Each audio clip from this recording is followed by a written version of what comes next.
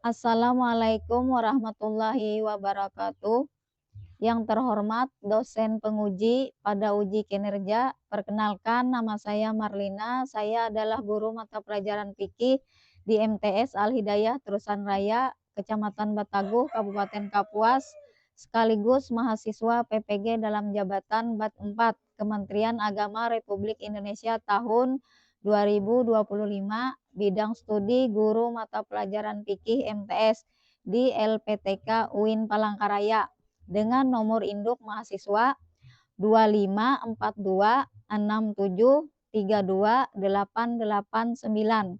Hari ini Kamis tanggal 29 Januari 2026, saya akan melaksanakan praktek pembelajaran dalam rangka penilaian uji kinerja pada siswa kelas 8 MTS Al Hidayah Terusan Raya pada mata pelajaran fikih dengan materi ketentuan makanan halal dan haram.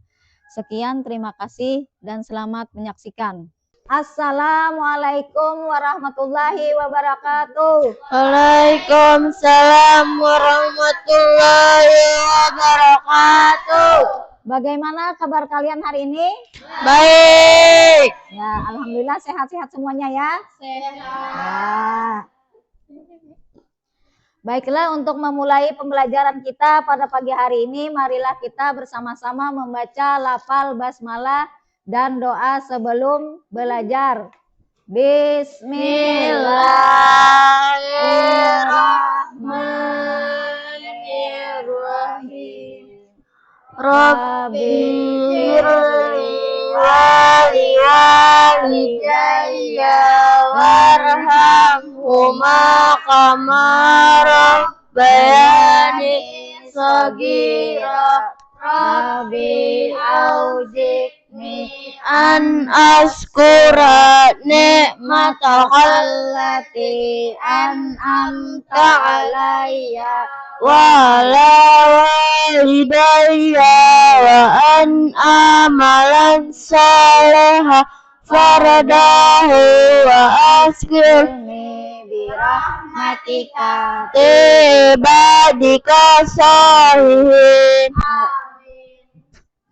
Ya anak-anak, tadi pagi sudah sarapan? Sudah. Alhamdulillah. Marilah kita bersyukur kepada Allah atas makanan yang bisa kita nikmati hari ini. Makanan adalah nikmat yang membuat kita sehat, kuat, dan bisa belajar dengan baik. Dan semoga kita selalu menghargai makanan dan tidak menyia-nyiakannya. Oke, sebelum ke materi pembelajaran, kita seperti biasa membaca sholawat nariyah supaya kecintaan kita bertambah kepada Allah dan Rasul-Nya, dan semoga kita mendapat syafaat beliau di hari kiamat nanti. Allahumma sholli salatan kamilatan wa sallim salaman taman ala sayyidina Muhammadin alladzi tanhalu bihil uqadu wa tanfarizu bihil qurabu wa tuqda bihil hawaiju wa tunalu bihir ragaibu wa husnul hawatimi wa yustastagamamu biwajhil karim wa ala alihi wa sahbihi fi kulli lamati wa nafasim bi adadi kulli ma'lumilak. Oke, kemudian Ibu ingin absen kalian. Siapa tahu hari ini ada yang tidak hadir ya. Wapik Ajijah, Dina, Nabila, Maina, Hadir, Bu. Siti Bulkis, Hadir, Bu. Siti Nur Sapa, Hadir, Bu. Nur Hidayah. Hadir, Bu. Ya. Baik, Ibu ingin memeriksa kerapian kalian, tempat duduknya dan kebersihannya. Ya, sudah bersih ya ruangannya. Oke, supaya belajarnya lebih fokus, kita tepuk fokus dulu ya. Tepuk fokus. Melihat, mendengar, mengingat, fokus. Ya, terima kasih. Nah, coba kalian perhatikan dua buah gambar ini. Coba siapa yang tahu ini gambar apa ini? Buah segar. Buah segar. Ini? Sepiring permen. Ya, mana yang lebih baik untuk tubuh kita? Sepiring buah segar. Ya, sepiring buah segar. Kenapa jadi bagus untuk tubuh? Karena ya, apalagi? Mineral. Serat. Apalagi? Anti Oksidan. Coba serat apa manfaatnya bagi tubuh? Membantu pencernaan dan kenyang lebih lama. Ya, membantu pencernaan dan kenyang lebih lama. Nah, kalau permen warna-warni di situ banyak gula, perasa, pewarna buatan. Jadi tidak sehat untuk tubuh kita. Nah, makanya di sini lebih baik buah segar ya untuk tubuh daripada permen warna-warni.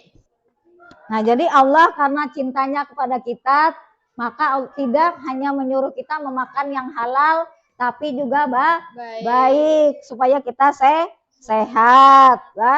Nah, oke, sekarang kita akan menyaksikan video pembelajaran. Nah, jadi kalian perhatikan, simak baik-baik. Setelah itu kita akan membagi kelompok dan diskusi ya. Assalamualaikum warahmatullahi wabarakatuh. Selamat pagi anak-anak. Bertemu lagi kita pada pembelajaran fikih kelas 8 semester 2. Pada kali ini kita akan mempelajari bab 7, ketentuan makanan halal dan haram. Untuk memulai pembelajaran kita pada pagi hari ini, marilah kita bersama-sama membaca lafaz basmalah dan doa sebelum belajar. Bismillahirrahmanirrahim. Allahumma inni as'aluka rizqan thayyiban wa ilman nafi'an wa amalan mutaqabbalan. Amin. Adapun tujuan pembelajaran kita pada hari ini, yang pertama, peserta didik mampu menganalisis konsep makanan dan minuman yang halal dan thayyib sebagai wujud cinta Allah kepada hambanya. Yang kedua, peserta didik mampu menganalisis ketentuan makanan dan minuman yang haram serta akibat buruknya sebagai pengingat untuk mencintai diri. Mengkonsumsi makanan dan minuman yang halal serta menjauhi yang haram. Pengertian makanan halal. Makanan yang halal ialah makanan yang dibolehkan untuk dimakan menurut ketentuan syariat Islam. Segala sesuatu, baik berupa tumbuhan, buah-buahan, atau binatang, pada dasarnya adalah halal dimakan, kecuali apabila ada nas Al-Quran atau Al-Hadis yang mengharamkannya. Ada kemungkinan sesuatu itu menjadi haram karena mengandung mudarat atau bahaya bagi kehidupan manusia. Dalil dalam Al-Quran, Quran Surah Al-Baqarah ayat 168. A'udzu billahi minasyaitonir rajim.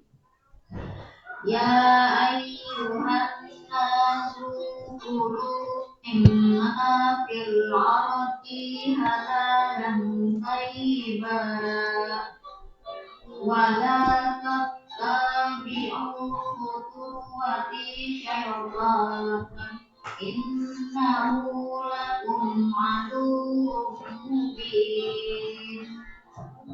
Artinya, hai sekalian manusia, makanlah yang halal lagi baik dari apa yang terdapat di bumi, dan janganlah kamu mengikuti langkah-langkah syaitan, karena sesungguhnya syaitan itu adalah musuh yang nyata bagimu. Akibat dari memakan makanan dan minuman yang haram. Yang pertama, amal ibadahnya tidak akan diterima dan doanya tidak akan dikabulkan oleh Allah Subhanahu wa Ta'ala.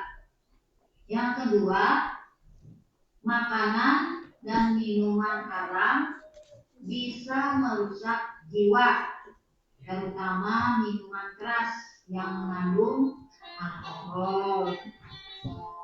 Kemudian yang ketiga, makanan dan minuman yang haram yang dapat membahayakan kesehatan.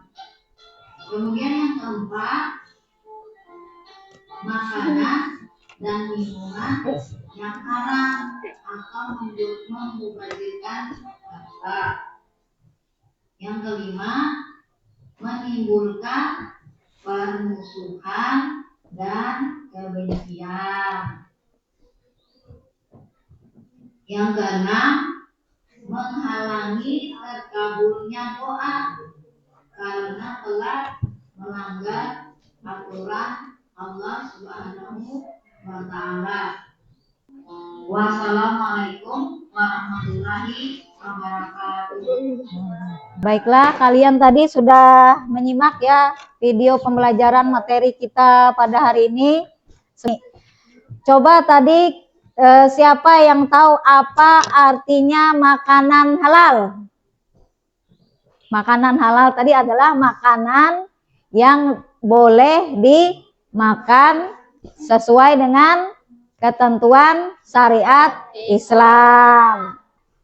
Nah, kemudian tadi halal, ada halal zatnya, ada halal cara mendapatkannya.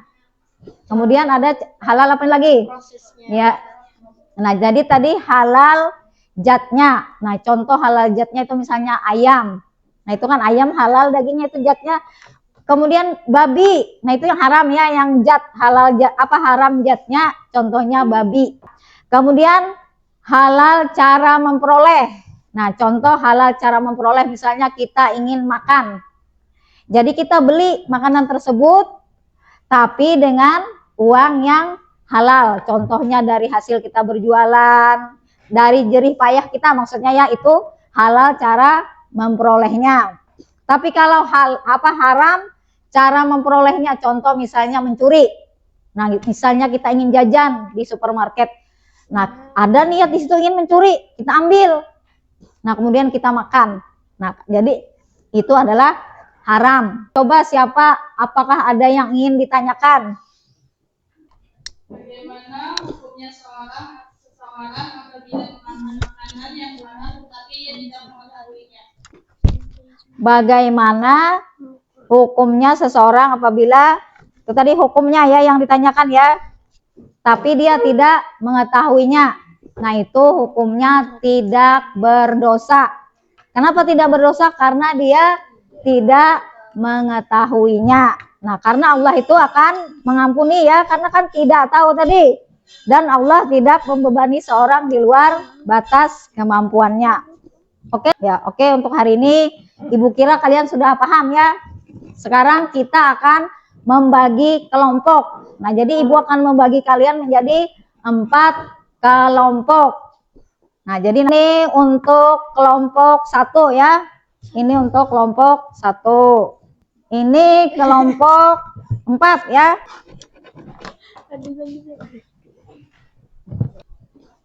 Nah, ini Ibu akan membagi LKPD-nya. Jadi ini yang kalian diskusikan nanti ya.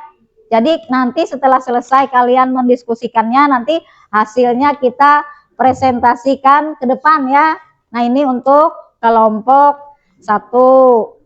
Kemudian, nah ini untuk kelompok 3 ya.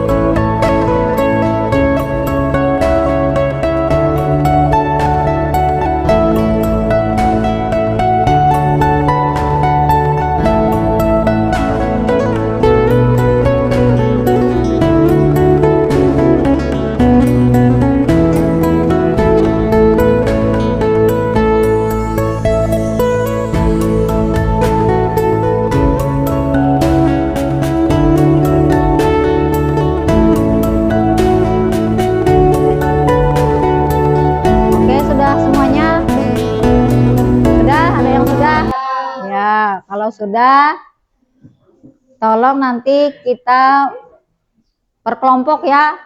Dari kelompok 1 sampai 4 nanti semuanya maju ke depan untuk mempresentasikan hasil diskusinya.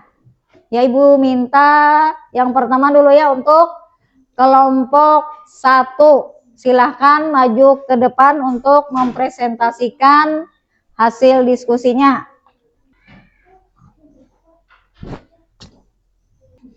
Assalamualaikum warahmatullahi wabarakatuh. Waalaikumsalam warahmatullahi wabarakatuh. Kami dari kelompok 1 akan mempresentasikan hasil diskusi tentang contoh-contoh makanan halal tetapi tidak thayyib. Makanan yang halal tetapi tidak thayyib biasanya merujuk pada sesuatu yang zatnya boleh dikonsumsi namun membawa dampak buruk bagi kesehatan lingkungan atau didapat dengan cara yang kurang etis. Berikut adalah beberapa contohnya. 1. Makanan yang dikonsumsi secara berlebihan. Secara zat, nasi atau daging adalah halal, namun jika dikonsumsi adalah dalam porsi yang sangat berlebihan hingga menyebabkan penyakit seperti obesitas atau diabetes. Tinggi nutrisi rendah. Makanan seperti gorengan yang menggunakan minyak yang sudah menghitam, jelatah, atau makanan yang mengandung kadar garam, gula, dan penyedap rasa MSG yang sangat tinggi. Meskipun bahan-bahannya halal, dampaknya bisa merusak organ tubuh dalam jangka panjang. Diskusi dari kami untuk teman-teman, jika ada pertanyaan kami persilahkan. Ya, silahkan untuk teman-temannya, ada yang ingin ditanyakan untuk kelompok 1. Sebutkan contoh-contoh makanan yang halal tapi tidak thayyib. Ya, silahkan jawab. Baiklah, saya akan menjawab pertanyaan dari kelompok 2. 1. Makanan yang dikonsumsi secara berlebihan. 2. Junk food, makanan cepat saji, tinggi nutrisi rendah. 3. Makanan yang sudah tercemar atau kadaluarsa. 4. Makanan yang memicu alergi spesifik. 5. Makanan dengan bahan tambahan berbahaya. Demikian presentasi hasil diskusi dari kelompok kami. Kami menyadari bahwa presentasi ini jauh dari sempurna, salah dan khilaf mohon dimaafkan. Wassalamualaikum warahmatullahi wabarakatuh. Waalaikumsalam warahmatullahi wabarakatuh. Silahkan duduk kembali untuk kelompok 1. Kemudian untuk kelompok yang terakhir, kelompok 4. Silahkan maju ke depan mempresentasikan hasil diskusinya. Assalamualaikum warahmatullahi wabarakatuh. Waalaikumsalam warahmatullahi wabarakatuh. Kami dari kelompok 4 ingin mempresentasikan hasil diskusi kami tentang akibat buruk mengonsumsi makanan haram. Mengonsumsi makanan yang haram baik dari segi zatnya seperti babi atau kamar maupun cara memperolehnya seperti hasil korupsi atau mencuri memiliki dampak yang luas dalam kehidupan seorang muslim. Berikut adalah penjelasan mengenai akibat buruknya dari 3 aspek, yaitu adalah 1. Aspek ibadah penghalang terkabulnya doa. Dalam Islam kesucian makanan adalah syariat batiniah agar ibadah diterima. Makanan haram menciptakan sekat antara hamba dan sang pencipta. Ya, silahkan kelompok 1. Apa saja aspek buruk mengonsumsi makanan haram dari 3 aspek: ibadah, doa tidak terkabul, kesehatan, penyakit, dan akhlak cenderung berbuat buruk. Lelaki yang menempuh perjalanan jauh rambutnya kusut dan mengangkat tangan ke langit berdoa, "Ya Rabbi, ya Rabbi." Sedangkan makanan haram, minumannya haram dan pakaiannya haram.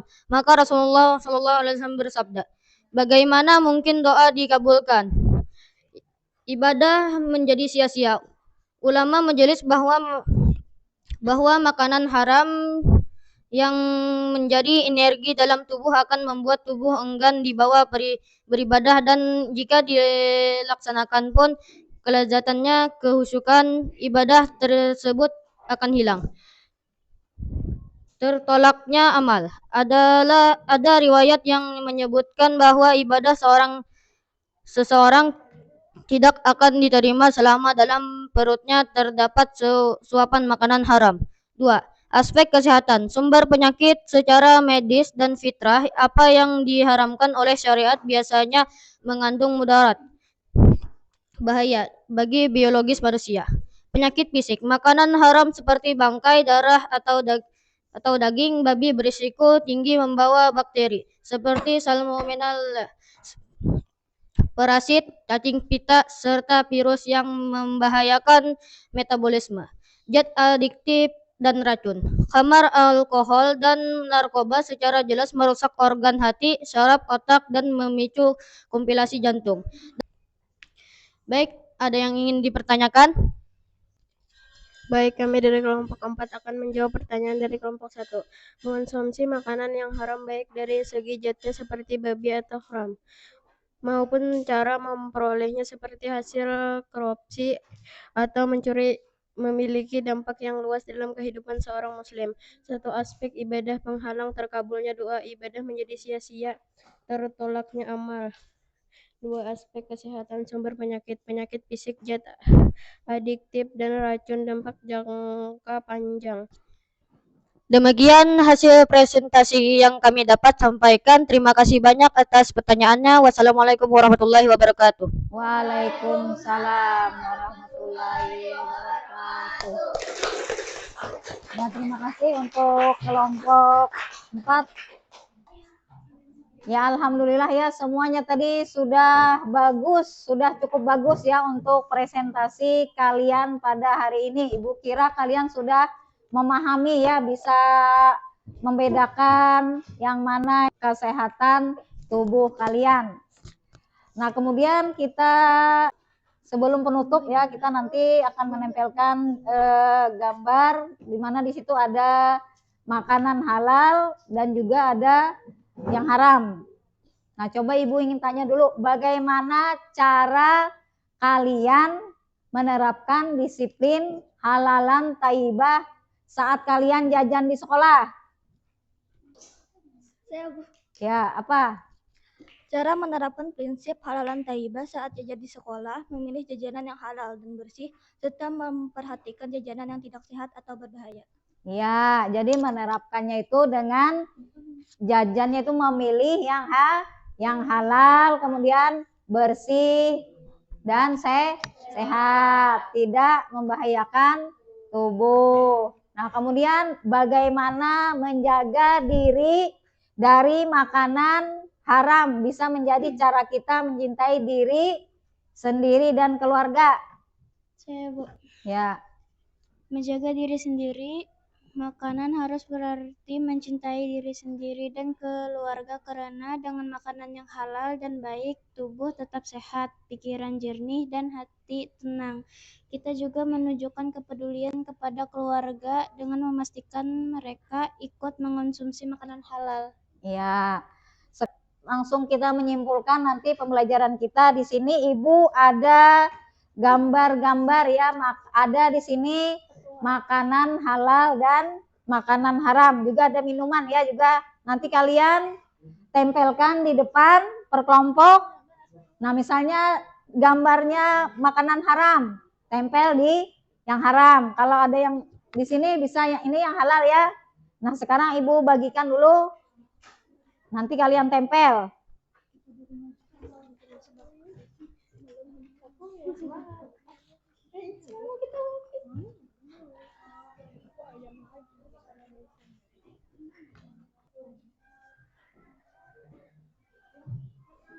Nah, ini tadi kalian sudah menempelkan makanan yang halal dan makanan yang haram. Jadi dari gambar-gambar di sini kalian harus bisa ya.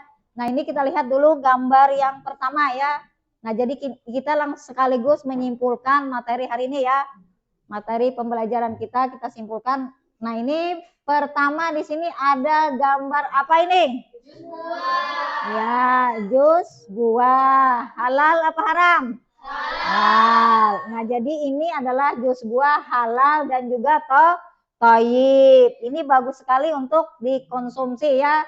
Nah, sering-sering bikin jus buah di rumah biar tubuh sehat. Nah, kemudian ini apa? Panta. Nah, panta ini halal, tapi belum tentu thayyib. Nah, kenapa belum tentu thayyib? Karena biasanya pewarnanya, pemanisnya terlalu banyak. Nah, halal tapi tidak thayyib lah. Nah, kalau ini apa?